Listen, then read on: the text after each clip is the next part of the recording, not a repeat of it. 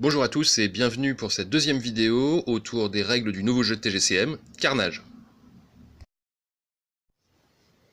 Les petits rappels pour commencer.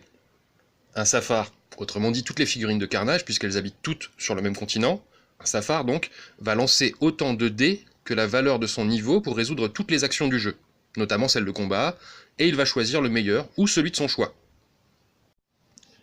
Figurine de niveau 1, 1 dé, niveau 2, 2 dés, et niveau 3, 3 dés. Et puis nous avons vu aussi que chaque caractéristique utilisée pour le combat, que ce soit en attaque ou en défense, pouvait générer un effet.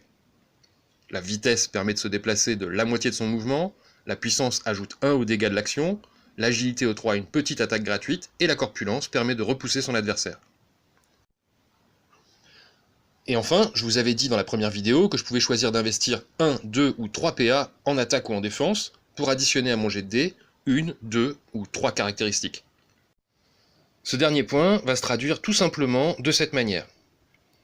Si je dépense 1 PA en attaque, je choisis la caractéristique de mon choix que j'ajoute à mon jet de dés, et le résultat, si mon attaque passe, sera basique, c'est-à-dire pas d'effet de critique, pas d'effet dû à la caractéristique choisie, et la valeur de cette carac divisée par 2, alors on arrondit toujours au supérieur, on se le rappelle, en dégâts. En gros, j'ai 5 en puissance, si mon attaque passe, ça fera 5 divisé par 2, on arrondit au supérieur, 3 dégâts. Alors évidemment, c'est une toute petite attaque, elle m'évite de gaspiller un PA, et c'est surtout celle que m'offre l'effet de l'agilité. Ça devient intéressant à partir de 2 PA, parce que là, bien sûr, j'ajoute 2 caractéristiques à mon jet de dés, donc un seuil plus élevé au départ, mais surtout, je vais pouvoir choisir l'effet de l'une de ces 2 caractéristiques, et, en dégâts, la valeur de l'une de ces 2 caractéristiques.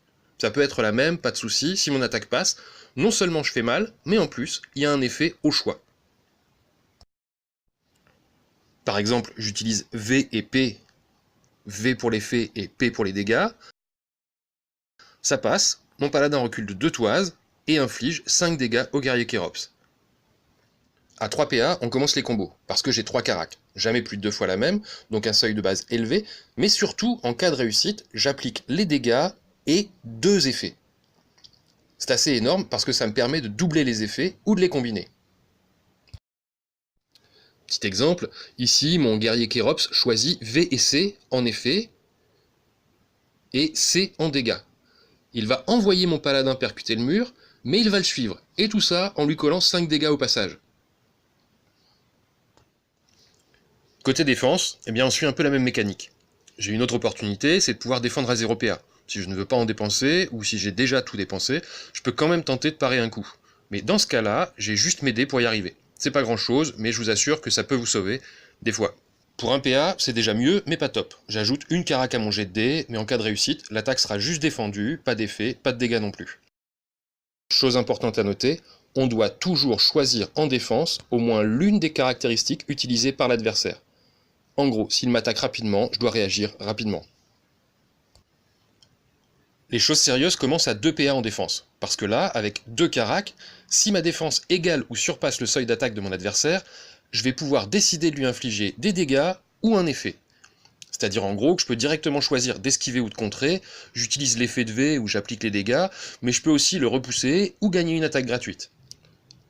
La longe procurée par la lance du guerrier Karn empêche le guerrier Kérops de rendre les dégâts en défense. Alors il décide d'utiliser l'effet de V pour se rapprocher de lui, et être prêt à encaisser la prochaine attaque. À 3 PA, c'est l'euphorie. J'ai 3 caracs en défense, et surtout, je vais appliquer l'effet d'une carac et la valeur de l'une d'elles en dégâts.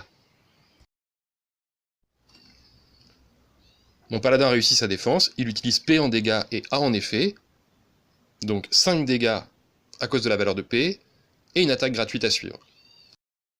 On voit au travers de ces exemples tout le potentiel et toutes les combinaisons que peuvent offrir ce système. Voilà, ça nous donne un moteur de combat hyper dynamique où il y a du bluff, du calcul, mais surtout beaucoup d'anticipation et de gestion. Parce que quand je me bats, je gère aussi mon environnement et l'objectif.